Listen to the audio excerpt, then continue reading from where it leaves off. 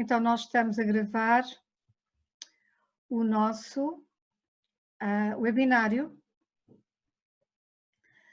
uma análise arquetípica do efeito Covid-19 no mundo, negação e repressão de conteúdos esquecidos.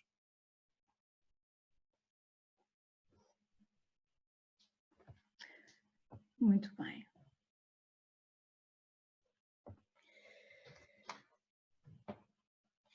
Queria falar um pouco aqui de uma citação de Harding, que diz que pode parecer absurdo que a atitude do indivíduo em relação aos seus conflitos, é isto que aqui está, gostaria de partilhar convosco, e problemas pessoais, possa ter um efeito apreciável numa situação internacional envolvendo o destino de milhões, ou passar do problema geral para o pessoal como se fossem equivalentes. No entanto, é exatamente isso que qualquer pessoa com o mínimo de insight psicológico é obrigada a fazer, se ela procurar compreender os tempos que está a viver ou contribuir de maneira consciente para a solução do problema mundial. Quando a autoproteção se confronta com a realidade arquetípica. Então, eu sou Vera Faria Leal, algumas de vocês, muitas já me conhecem. Sejam bem-vindos, eu sou astróloga, sou a fundadora da Escola Internacional do Feminino Consciente e Sagrado, sou escritora e o trabalho com os arquétipos e os mitos e a psicanálise dos contos de fadas é um trabalho que está muito no meu coração e que nos ajuda imenso a perceber e a ganhar insights para podermos melhor estar equipadas para corresponder enfim, aos desafios, neste caso, ao enorme desafio e à enorme oportunidade que este vírus está a trazer-nos individual e coletivamente. Estou muito contente que estejam aqui. Houve imensas pessoas que se inscreveram e espero que esta experiência possa e que esta partilha possa de facto ser inspiradora e útil. Nós vamos ser encontrados por muitas sincronicidades nesta viagem em relação ao material que aqui vamos partilhar, e o que eu quero dizer com isto é que é muito natural que todas as imagens que vamos ver, que todos os conteúdos que vamos falar mais tarde, ou nos vossos sonhos, ou na realidade concreta, vos apareçam de diversas maneiras. Então, gostaria de começar com uma oração por tudo aquilo que está a ser vivido, para que este processo, as lições necessárias, os ensinamentos oferecidos, possam ser processados, integrados individual e coletivamente, para que a humanidade continue protegida nesta mudança profunda de paradigmas. Sabemos que esta mudança de paradigmas, esta paradigma, uma mudança de novelos imensos de paradigmas, eu chamo-lhe um terradigma, constela aspectos relacionados com a saúde, com a economia, com a política, com as estruturas fundamentais da nossa civilização humana. Agora, vamos concentrar na nossa viagem. Espero que estejamos a ouvir bem e que tudo esteja bem com o som e com a imagem. Sugiro que fiquem confortáveis, que respirem fundo algumas vezes, que procurem estar com o mínimo de distrações possível e que se entreguem ao que vão viver. Aproximemos então de Psique, com grande respeito. Psique, a deusa da alma, a deusa alada da alma, com grande humildade, com grande curiosidade e amor.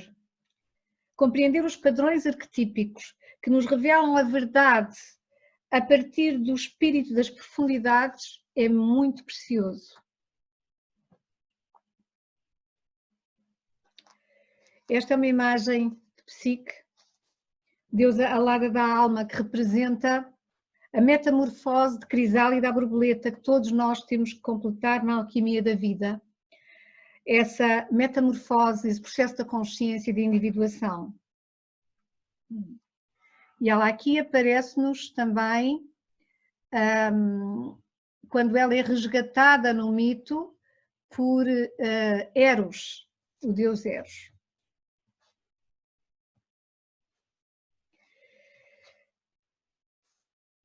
A proteção é estarmos dentro de portas protegidos, é um dos temas destes tempos que o vírus Covid-19 nos traz globalmente, e é um tema muito, muito arquetípico.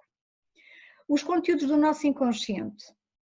Quando nós compreendemos a tendência humana para as lavagens, para a higiene, e temos consciência dela, onde é que está o lado sombra dela? O Carl Jung disse que o inconsciente tem todos os conteúdos dos traumas, da repressão, dessa negatividade, dessa dor, mas também tem conjuntamente uma profunda força criativa, como se estes conteúdos estivessem todos num grande caldeirão, trabalhando em conjunto, sendo tecidos uns com os outros. Então, quando se abre esta porta, quando se abre essa porta do caldeirão do inconsciente, por assim dizer, preparem-se, prepare-se. Sempre emergem diversos níveis de consciência através das imagens ligadas ao arquétipo, neste caso, do tema que estamos a trabalhar.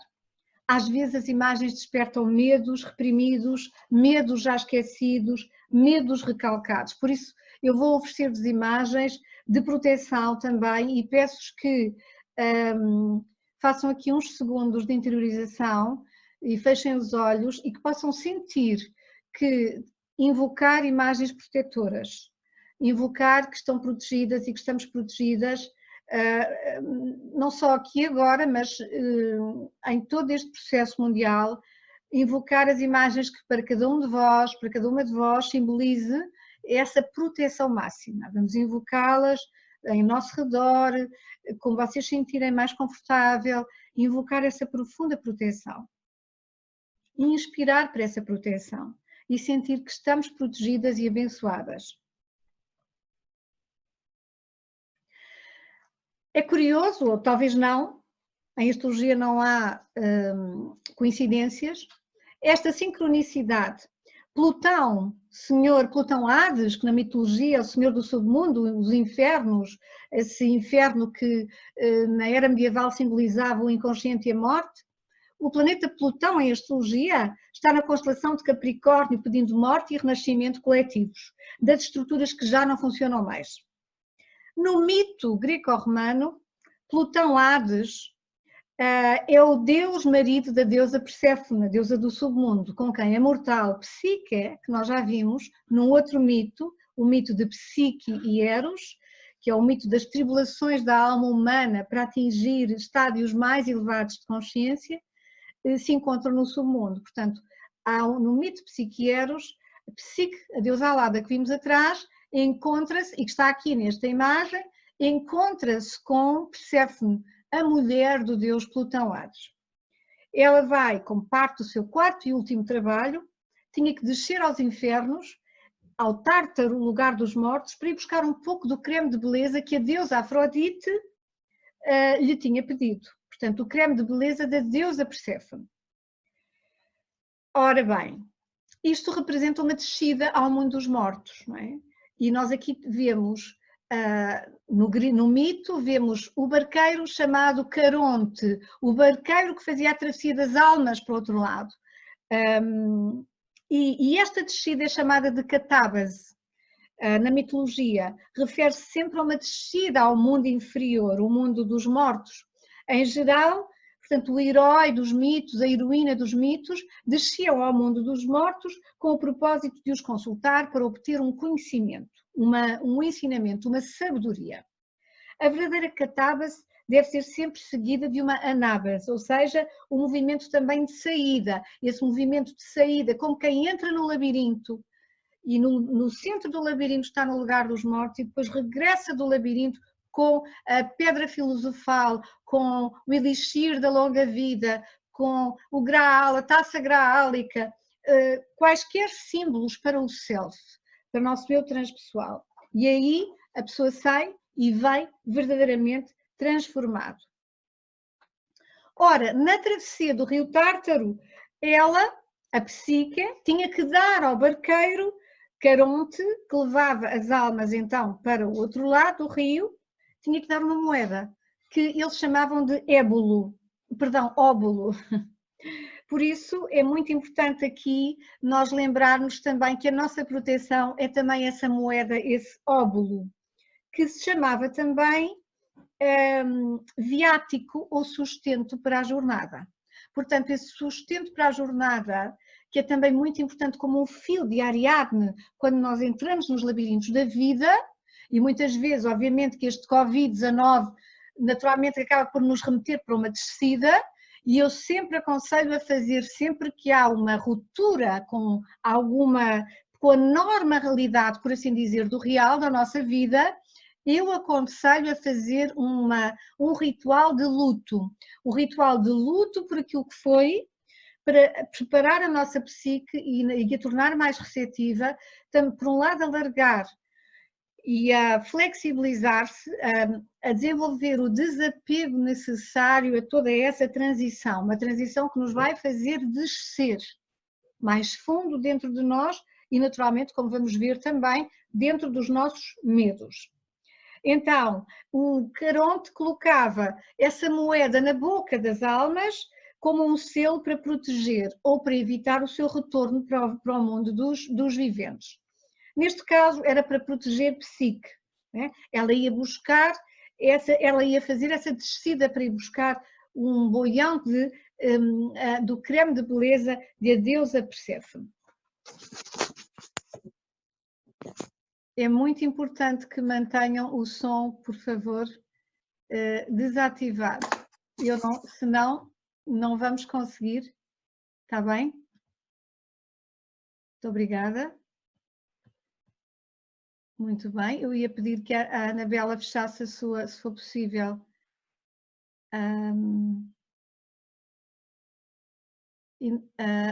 Se fosse possível, retirar o vídeo. Então, continuando com a nossa gravação. Obrigada, Anabela. Nós temos aqui mais um exemplo, uma pintura com o Caronte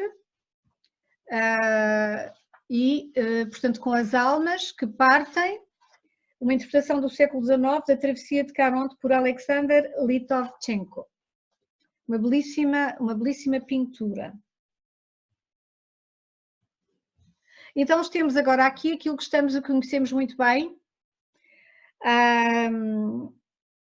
e, como preâmbulo, cumpre-me acrescentar que é evidente que nós temos que nos proteger, não abrir a porta a pessoas desconhecidas, pelo menos sem a distância devida, naturalmente, lavar as mãos, fazer toda a higiene necessária, manter a distância social, evitar riscos de contágio, cumprir o que nos é pedido naturalmente.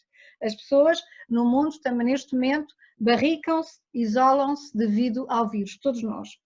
Este webinário não é acerca deste lado médico, deste aspecto consequencial, nem pretende aprofundar a discussão sobre o porquê que o vírus apareceu. Por falar nisto como astróloga, noutros vídeos e noutros artigos que eu difundi em português e inglês, falo efetivamente sobre a conjuntura astrológica mundial, que oferece como suporte, contexto e proposta muita informação para um mais profundo entendimento destas circunstâncias.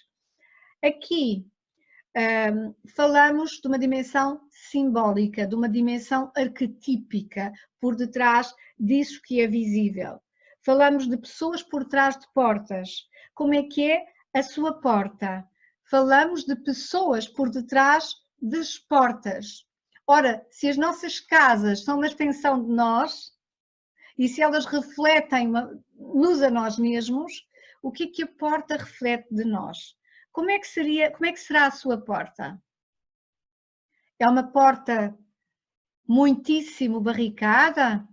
É uma porta que continua a ser convidativa, continua a acreditar no florescer, continua a ser esperançosa? É uma porta esquecida? É uma porta negligenciada?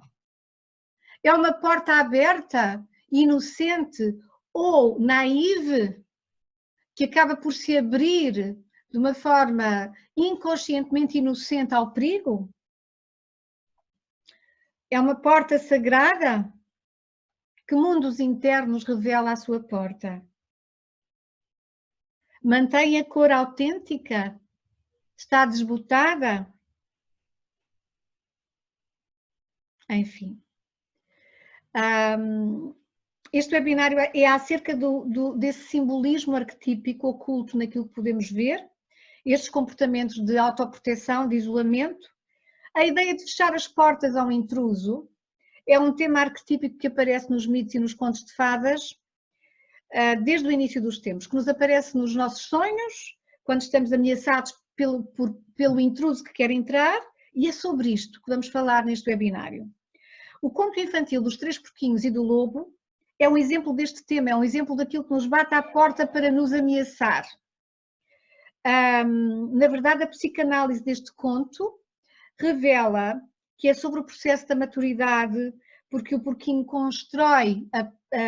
o porquinho que constrói a casa em palha representa as pessoas que vivem apenas pelo princípio do prazer. O porquinho que construiu a sua casa em tijolos, mais maduro, soube adiar a gratificação imediata e prevenir-se para o futuro. Portanto, isto é um brevíssimo incursão na psicanálise deste conto. Continuando com a narrativa, este vírus assusta porque o nosso sistema imunitário não sabe ainda responder-lhe, não sabe defender, ainda não há vacinas. Quando alguém fica doente, sabemos que podemos ir ao médico, em regra, nas nossas vidas, na normalidade, sabemos que há terapêuticas, medicamentos, procedimentos que aliviam e curam. Este medo de não saber como nos proteger fomenta o terror, é verdade, em diversas nuances, o terror, o medo, a ansiedade. É maior naqueles de nós que estamos ainda mais ligados ao mecanismo de controlo, ao controle. Tanto daquilo que nos traz conforto não está agora acessível. Não posso brincar com a minha neta, não podemos estar com os nossos seres queridos, entes queridos, família, amigos, não podemos ir passear, não podemos abraçar os amigos, não podemos ir à natureza, não podemos viver a liberdade a que nos habituámos e que é tão fácil tomar como garantida. Aliás, é tão fácil tomar a vida como garantida e tantas são as lições, tantos são os ensinamentos que é completamente impossível falar de todos eles. Diz que há pessoas que dizem que este isolamento é fantástico na comunidade terapêutica para os introvertidos. Bom, é possível e que é um inferno para os extrovertidos, mas de qualquer das formas é uma situação que nos faz sentir indefesos, vulneráveis, duvidosos, no mínimo.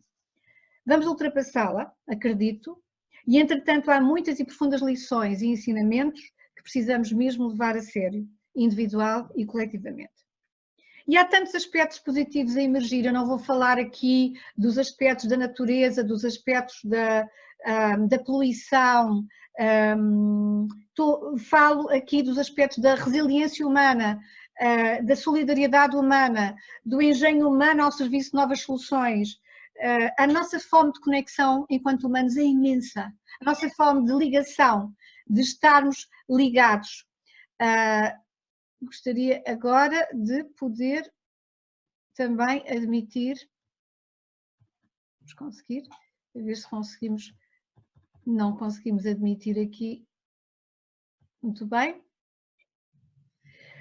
A nossa fome, dizia, de conexão é muito grande.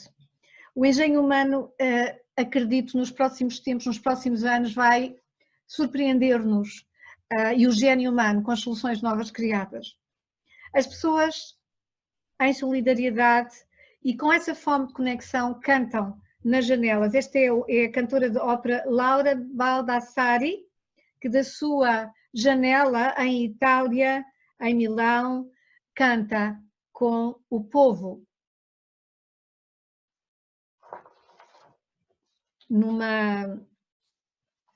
Em momentos que comoveram o mundo. Esta é uma citação de um rabi, que foi um grande mestre, que eu gostaria de colocar aqui. Tomar consciência do inefável é separar-se das palavras. A tangente à curva da experiência humana está para além dos limites da linguagem, daquilo que nós podemos dizer. O mundo das coisas que percebemos é apenas um véu.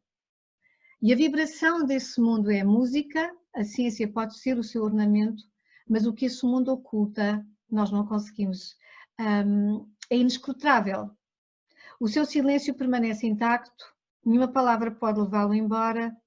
Às vezes desejaríamos que o mundo pudesse chorar e contar-nos sobre o que o deixou grávido de medo, desse medo com que também preenchemos a grandeza. O Rabi Abraham Joshua Heschel. É acerca do que é que nós temos que aprender agora, o que é que nós temos que encarar no fundo, do que nós temos que aprender, o que nós temos que observar, o que nós temos que integrar.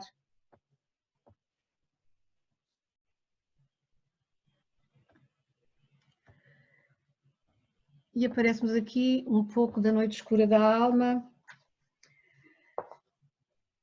E nós temos que integrar e encarar a devastação da negação e a migração dos conteúdos esquecidos, que é a proposta também deste webinário.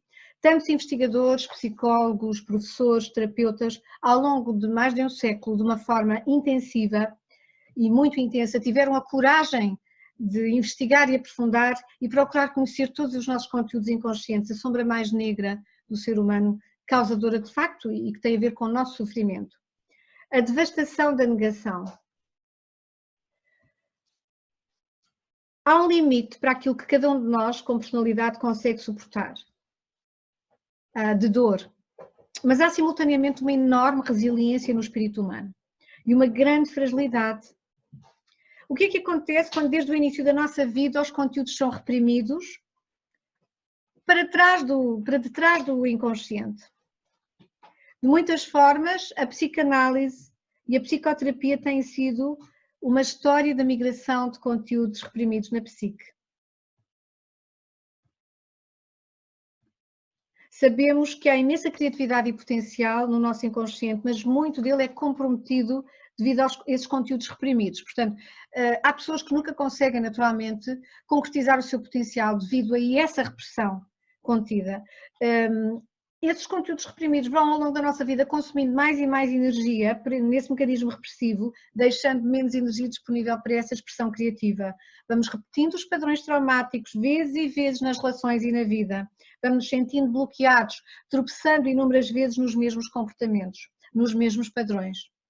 Muitos desses tropeços são o resultado destas dinâmicas inconscientes que nos mantêm contidos, limitados, aquém do nosso potencial. Essas dinâmicas reportam-se aos conteúdos reprimidos e este é o paralelo que queremos aqui estabelecer com o vírus.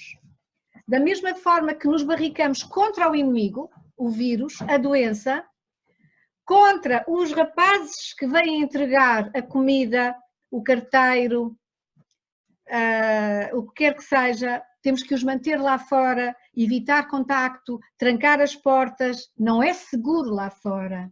O inimigo está lá fora.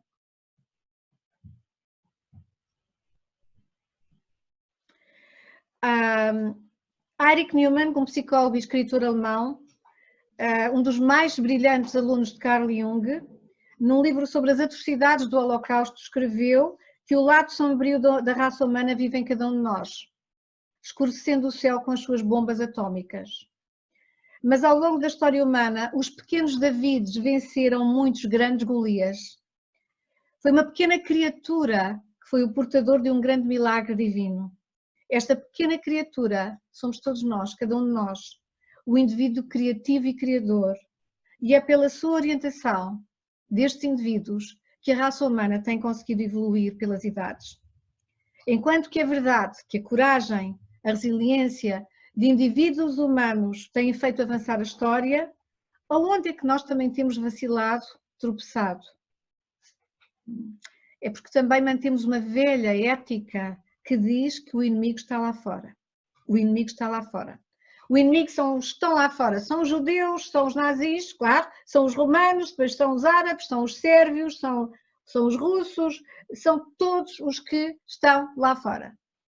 São o partido contrário, são o clube contrário, a eles atribuímos todo o mal.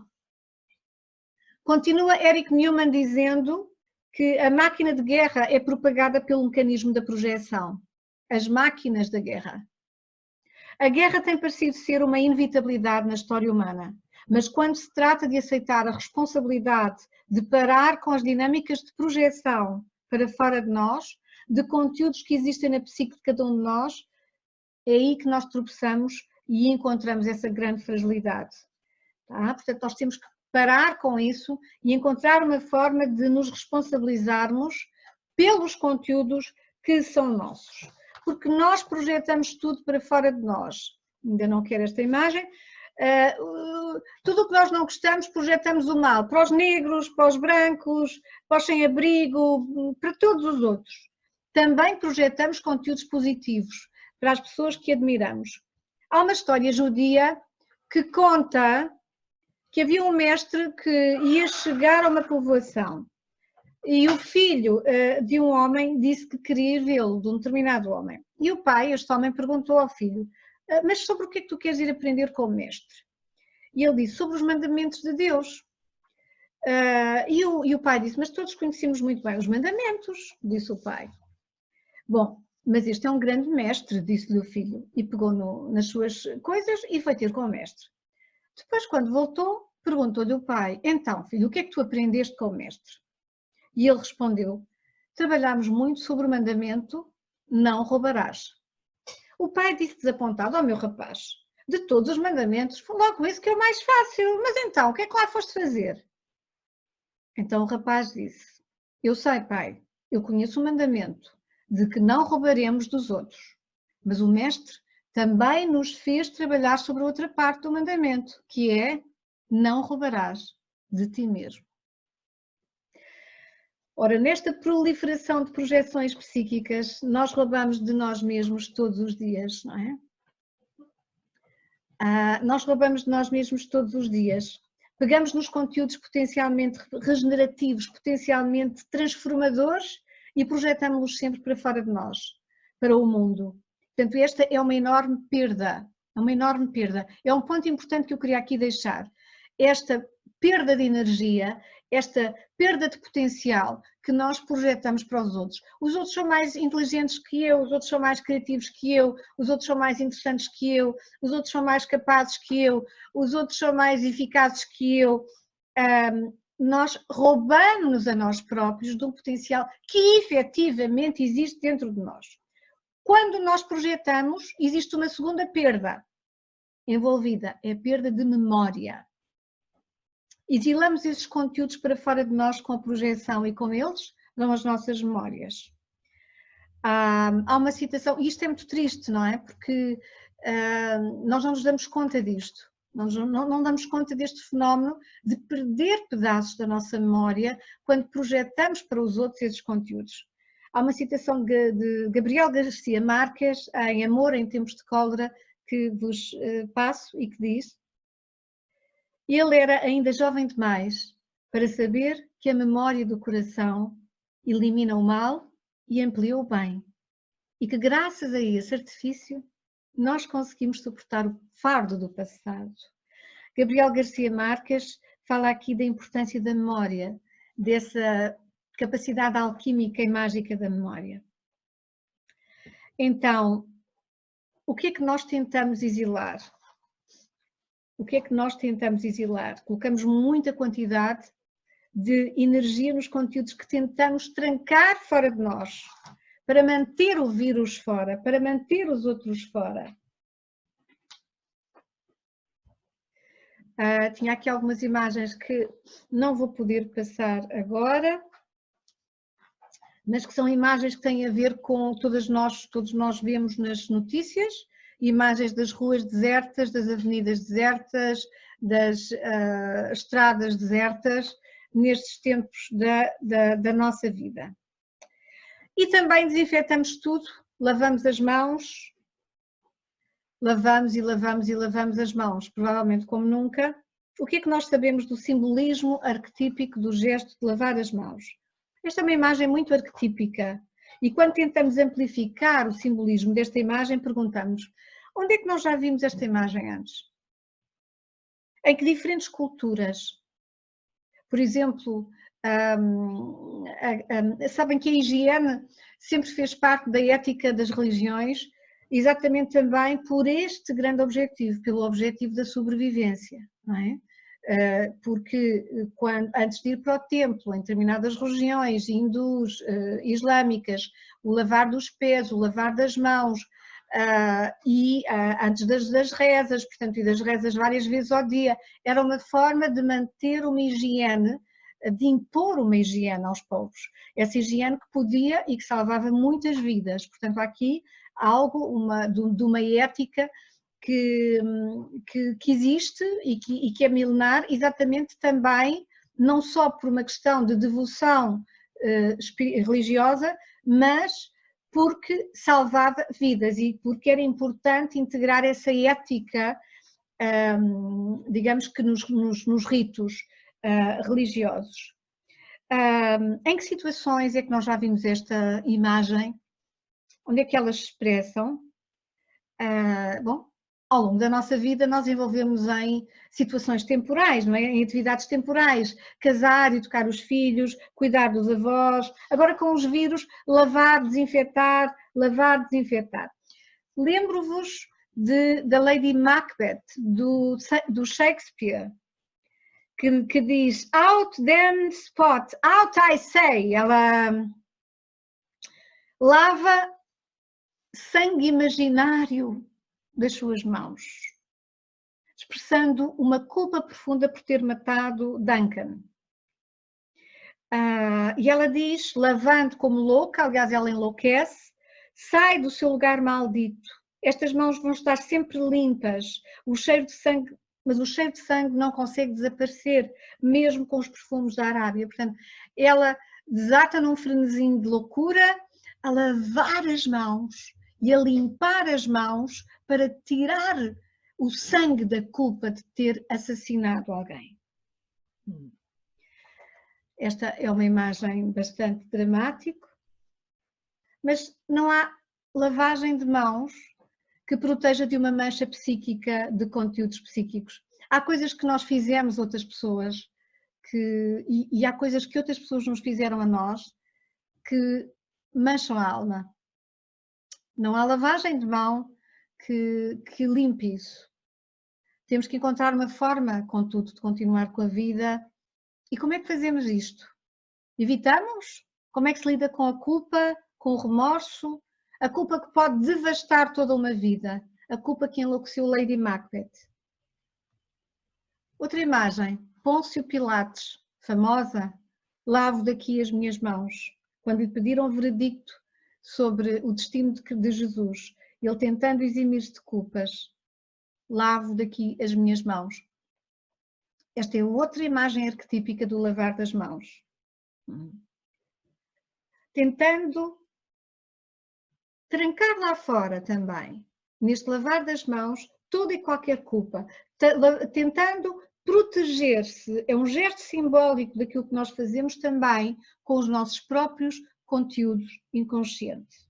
Todos os conteúdos que nós tentamos deixar do lado de fora da porta, o inimigo lá fora, somos também nós mesmos. Esse inimigo lá fora somos também nós próprios. Por isso não funciona trancá-los lá fora, não é?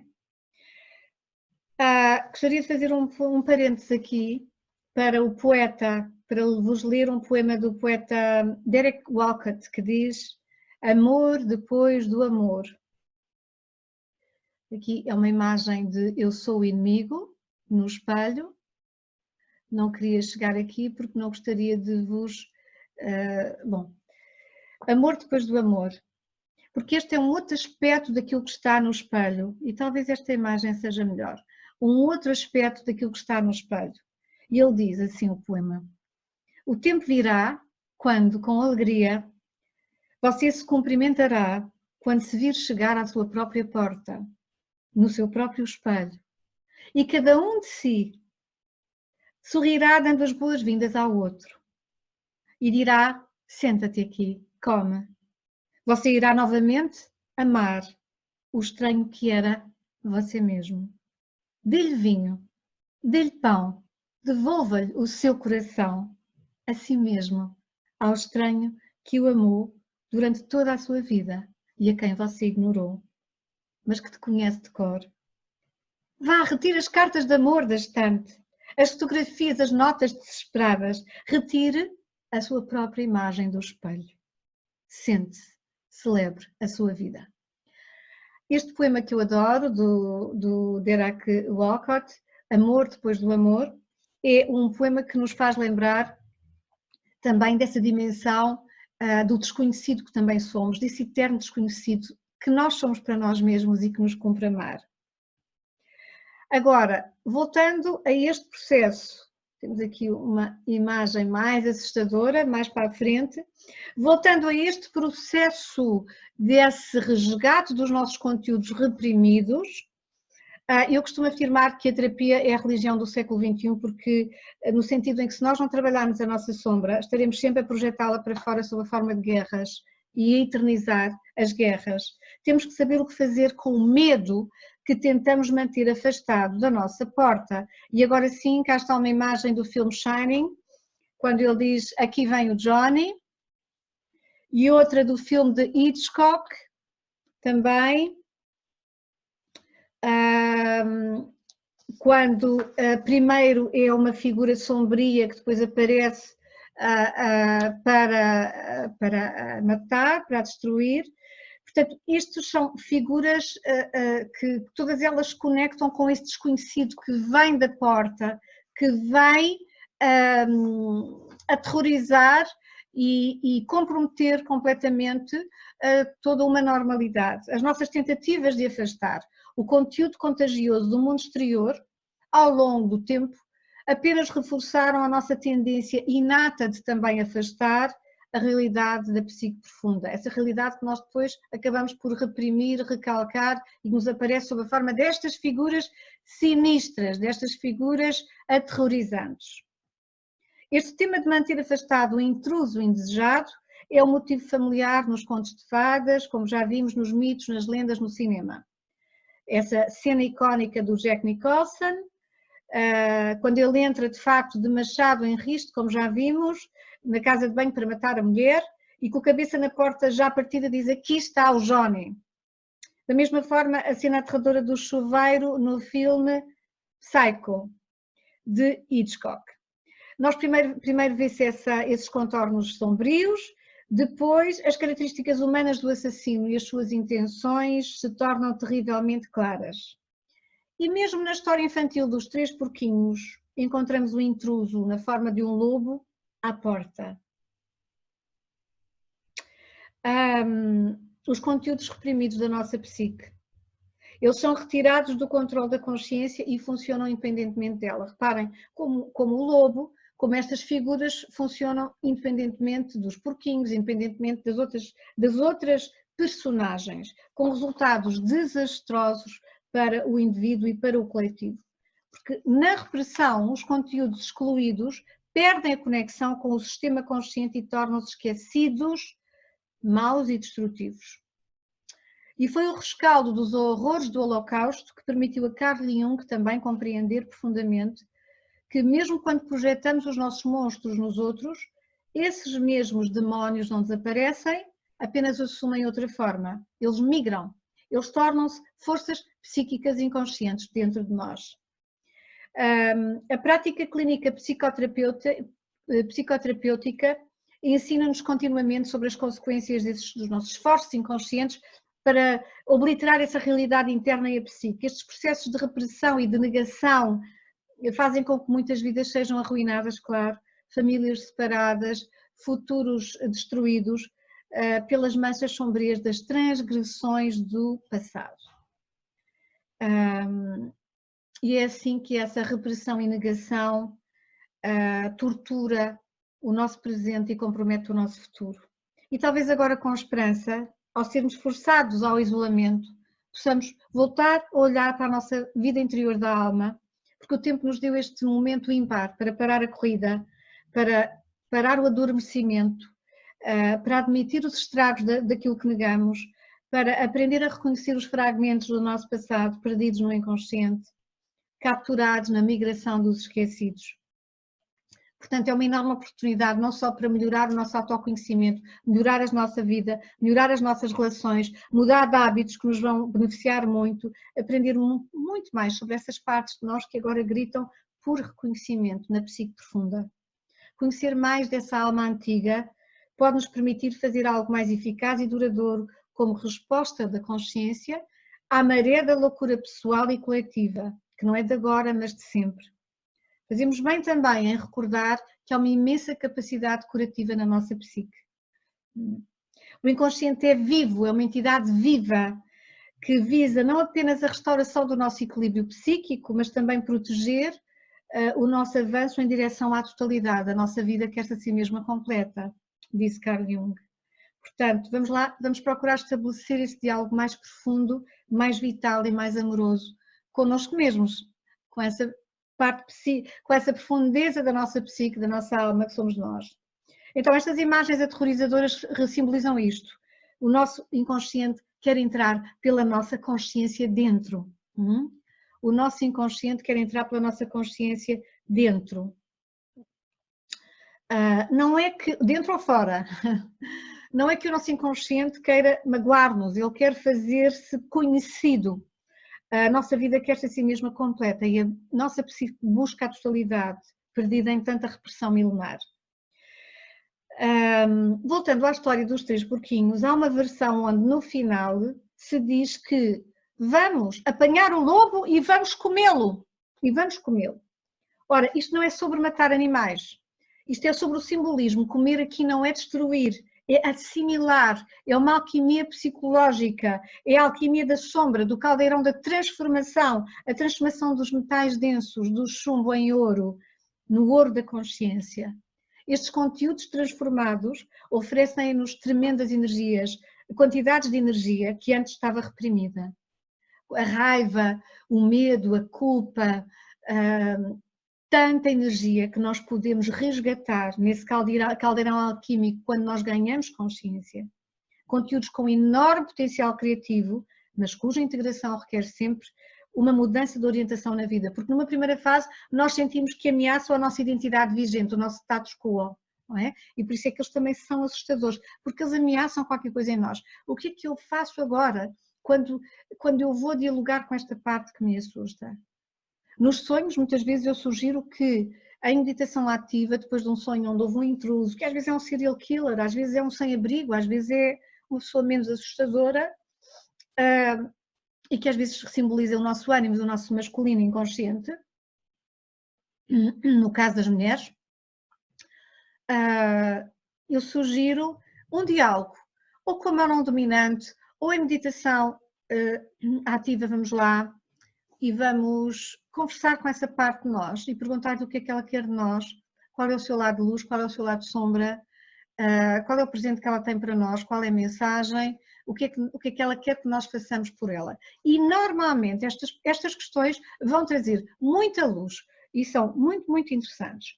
Portanto, estes conteúdos reprimidos não desaparecem, migram. E por migrar, temos aqui uma imagem de migrantes vindos do Norte de África, quando nos últimos anos desta crise conhecida na Europa dos migrantes, e todos, eu repito, os conteúdos reprimidos não desaparecem, migram. E podem migrar sob a forma de vírus, que assim acaba exatamente por ativar o mesmo medo que tentámos recalcar. Aqui o medo do desconhecido, não é? O medo dos desconhecidos. E é muito curioso verificar, no fundo, um pouco algo sobre a psique coletiva, por exemplo, das nações que mais medo têm dos migrantes, ou que mais muros tentam colocar em relação aos migrantes, em relação ao outro que é diferente.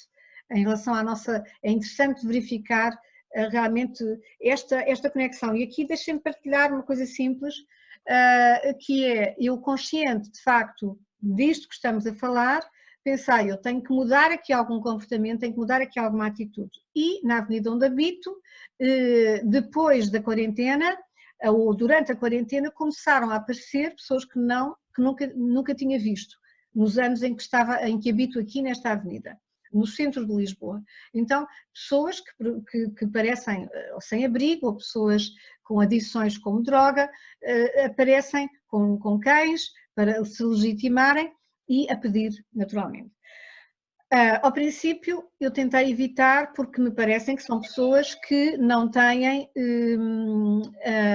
que não terão naturalmente uma grande higiene. Mas depois, e aqui deixem-me ver se consigo ajudar a entrar, exatamente, aqui mais uma pessoa, não sei se conseguirei, mas pronto.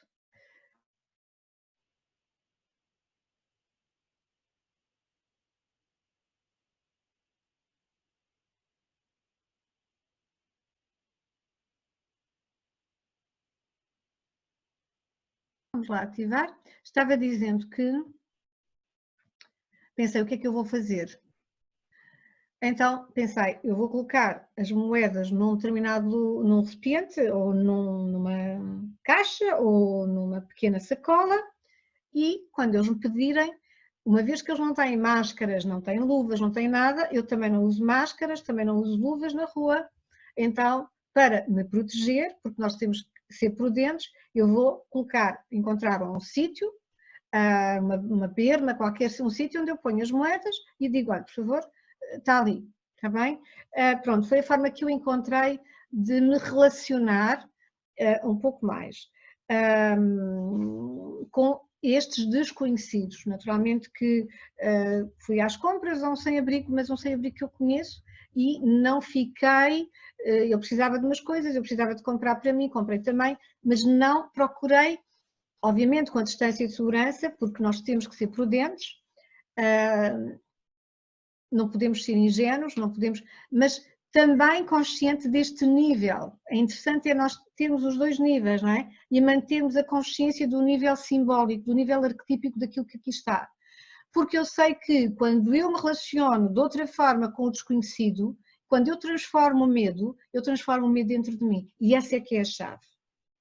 Essa é que é a chave. Uma outra imagem de Jesus no jardim do Getsemane,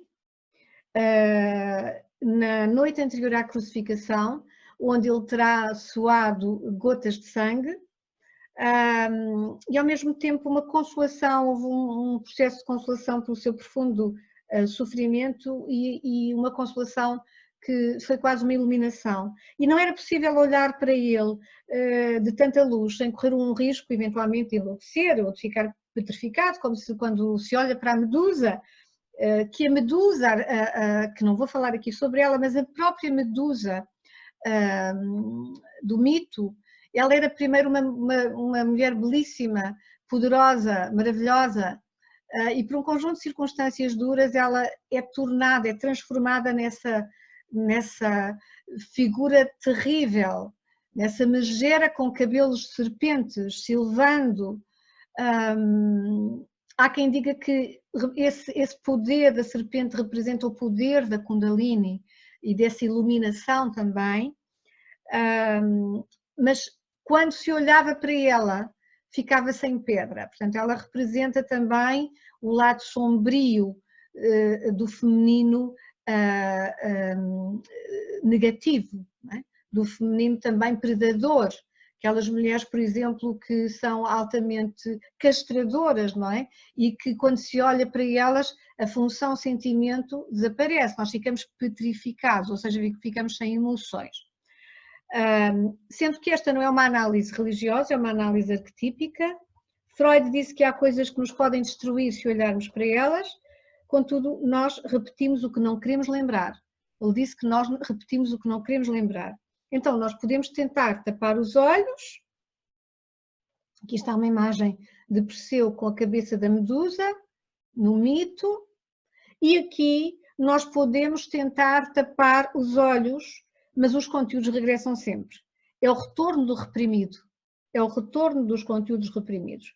E estes intrusos são, na nossa psique, estes intrusos são aterrorizadores, não é? São o retrato desses conteúdos inconscientes rejeitados, reprimidos.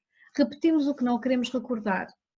Portanto, é uma constante na nossa psique. E Jung ampliou a nossa compreensão desta realidade quando afirmou: até que você torne o inconsciente consciente, será esse inconsciente a conduzir a sua vida e a tudo aquilo que lhe acontecer, você chamará de destino, mas com um sentimento de impotência. Diz: isto me aconteceu, foi destino, sem saber, sem compreender onde é que, ao nível do seu inconsciente, você contribuiu ou criou aquela circunstância.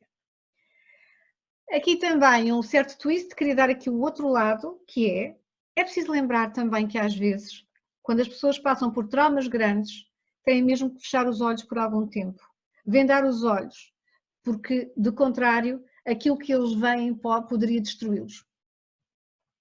E há aqui um outro aspecto simbólico, como quando Jung dizia: quando olhamos para fora, dormimos, e aqui é esta imagem, e quando olhamos para dentro, despertamos.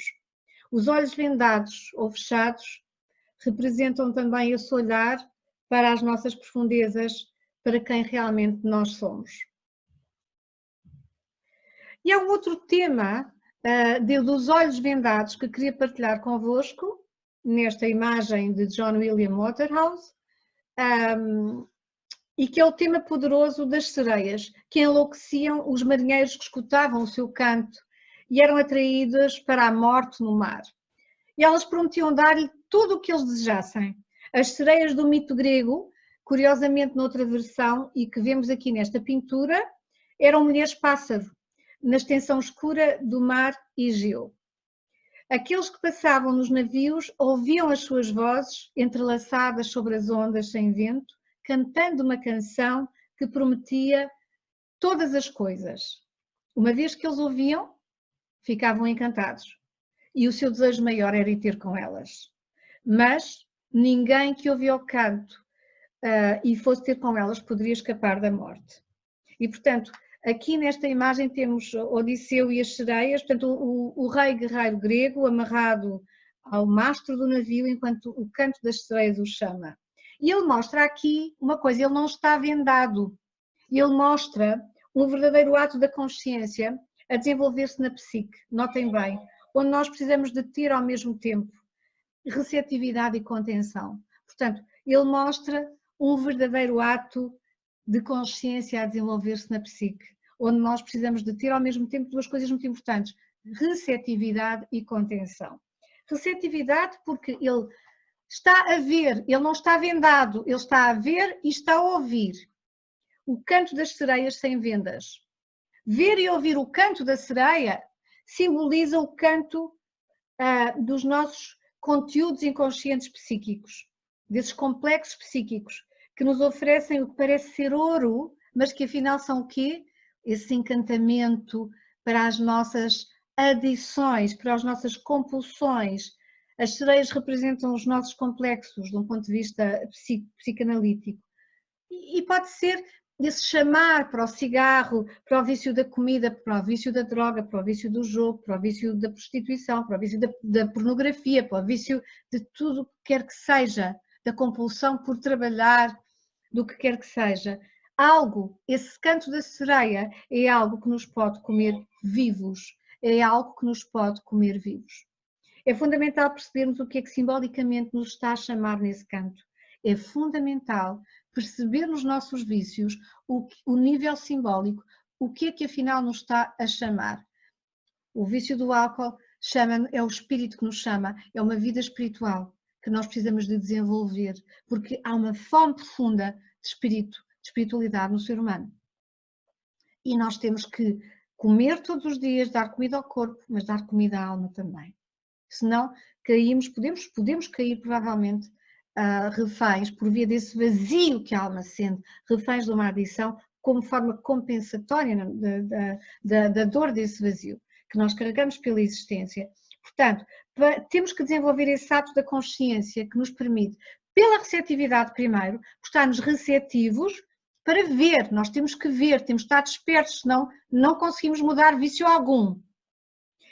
E depois a contenção, portanto, receptividade e contenção, conter, restraint, para podermos dizer não a esse chamamento, por fascinante que ele pareça.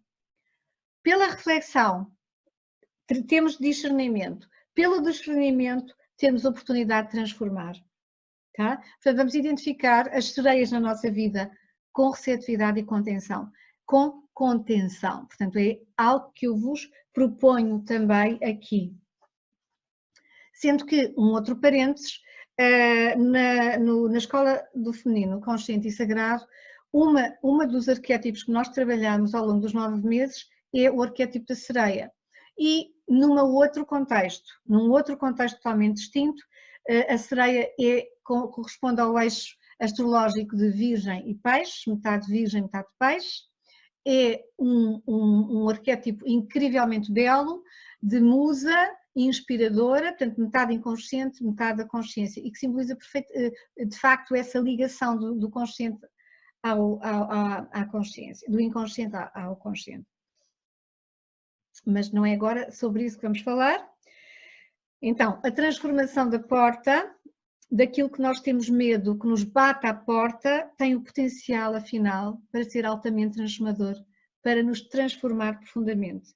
E é importante que nós o saibamos reconhecer para extrairmos o ouro desta experiência global tão importante. E uma das coisas que nós costumamos dizer, e que é muito conhecido, é: olha, vê lá aquilo que tu mais tens medo, aquilo que as pessoas que mais te irritam, aquilo que tu estás mais vezes contra, vê lá também dentro de ti, o que é que se passa, o que é que te está a espelhar. Nós costumamos ouvir isto, não é? Cada sistema humano criado precisa de um contentor de segurança. As nossas células, não é? Têm uma membrana para proteger o núcleo, o bebê no útero, que é o contentor, também o útero contentor da proteção do bebê. O têmenos, que é esse contentor alquímico, esse cadinho alquímico, esse caldeirão alquímico entre um terapeuta e o seu paciente, para proteger a própria relação. E quando se rompe este contentor, a relação fica perigosamente comprometida.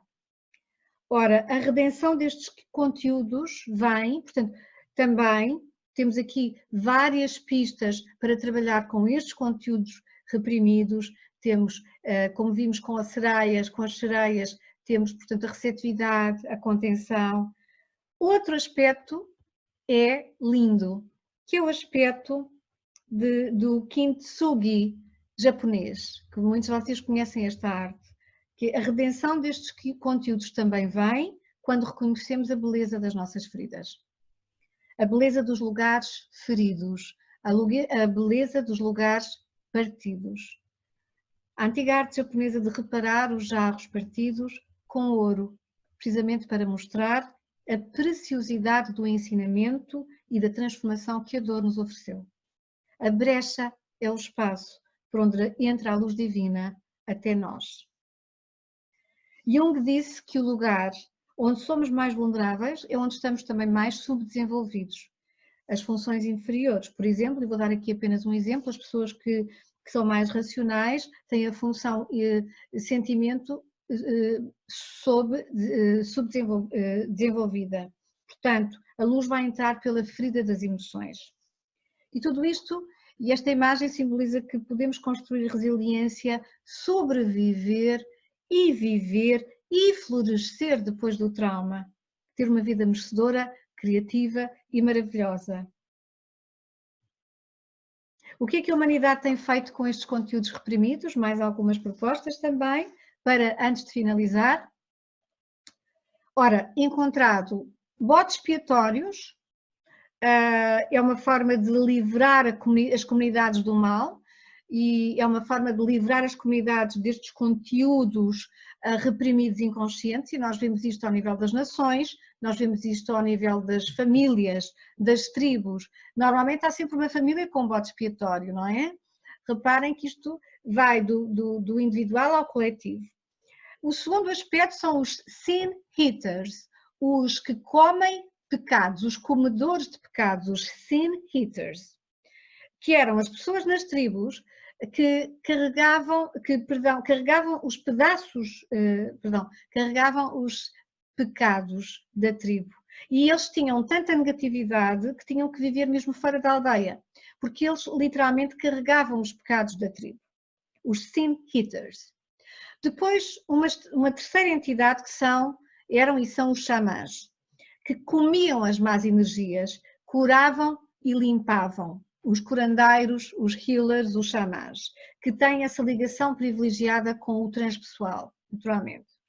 E o quarto é a figura da confissão, que é em parte uma evolução dos sin hitters, muito usada no contexto religioso, tem também esta capacidade, digamos assim, de receber esses conteúdos e de os transmutar, de os transformar.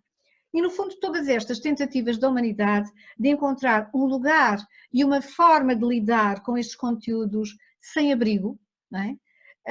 Conteúdos para os quais é tão difícil encontrar casa, não é? Porque é tão difícil encontrar uma casa, uma morada, sobretudo em nós, não é? Que trazemos milenarmente estas religiões também patriarcais que nos instilam, e o segundo paradigma de que falo no outro webinário, o segundo paradigma da humanidade, o paradigma da cidade celestial, nós já vamos no quarto paradigma, que é esta grande transição de eras que estamos a viver, mas esse segundo da cidade celestial, que é todo ele muito eivado também de um idealismo às vezes desumano porque não contempla o paradoxo e a ambivalência e a dualidade e a dor da condição humana e, portanto, sempre nos leva para o idealismo de uma virtude que, sem integrar a sombra, não é verdadeiramente virtuosa. Então, estes conteúdos são difíceis, onde é que eu vou encontrar casa para a minha raiva, para a minha dor, para o meu ciúme, para a minha vitimização? Eu não quero ver isto. Então, conteúdos difíceis, sem abrigo, que constelam emoções duras, pesadas, difíceis. Mas tem sido a tentativa da humanidade para encontrar um lugar para esses conteúdos. Agora, o que acontece à migração e mutação dos conteúdos esquecidos, dos conteúdos que se reprimem. Portanto, repetimos, mais uma vez, repetimos o que não queremos recordar. Nós repetimos na nossa vida aquilo que não queremos recordar. Então, estes conteúdos têm um efeito boomerang. Os lobos à nossa porta, os zombies, os vampiros, não é? Que extraem o sangue da vida e que são símbolos arquetípicos incríveis nos nossos filmes, exatamente destes conteúdos reprimidos. Porque é que são pavorosos? Porque pela pressão da repressão dos nossos conteúdos, estes vão assumir proporções gigantescas, porque representam isso que foi exilado para fora de nós. E quando regressam no efeito boomerang, nós não os reconhecemos, não é? Todos nós cometemos erros, naturalmente, ao longo da vida, e às vezes provocamos mesmo traumas nos outros também. Como é que um pai vive com o facto de ter espancado os filhos? Como é que um analista, um sacerdote, um professor vive com o facto de ter abusado de um paciente, de um aluno? Bem, o processo doloroso da consciência humana, de olhar para as nossas sombras, de olhar para as nossas dores, de nos responsabilizarmos por esses conteúdos, pavimenta o caminho que permite que as energias reprimidas se libertem. E que possa ser desenvolvido este processo de individuação como o ato da consciência, um processo de integração do ser. Pode ser através da terapia, do meu ponto de vista, seguramente. Os antigos faziam muitas peregrinações, jejuns, orações na natureza, também para fazerem este trabalho de integração. Faziam também muitas ofrendas de animais, não é? Porque aquelas ofrendas, aqueles sacrifícios, aquelas ofrendas sacrificiais também simbolizavam essa capacidade de aplacar os deuses do inconsciente coletivo e de poderem assim, digamos que extrair o mal ou aplacar esse mal que se abateria sobre eles de outra forma. Então, uma das coisas que sugiro para finalizar é isto mesmo, é falarmos com alguém, com terapeutas, com mentores e alguém em quem confiamos para falar verdades mais profundas, coisas que provavelmente nunca falamos com mais ninguém, coisas que às vezes nos fazem sentir culpados, maus, inúteis, terríveis, não merecedores, por aí fora. Resgatar a sombra, vamos resgatar a nossa sombra, mais e mais, onde há muita luz, onde há muito ouro para extrair, onde há muito potencial criativo imenso para transformar a nossa vida como nós merecemos e como é preciso fazer para que o nosso destino se cumpra. Resgatar a sombra para que o desconhecido deixe de ser tão assustador, para podermos mudar o nosso mundo e o mundo. E finalmente, esta redenção vem por um profundo sentimento também de compaixão, a redenção destes conteúdos reprimidos, compaixão por nós, compaixão pelo outro. E nos momentos que os existem de graça divina, permitirmos olhar para nós e finalmente ver a verdade profunda dessa luz imensa que eu acredito que somos.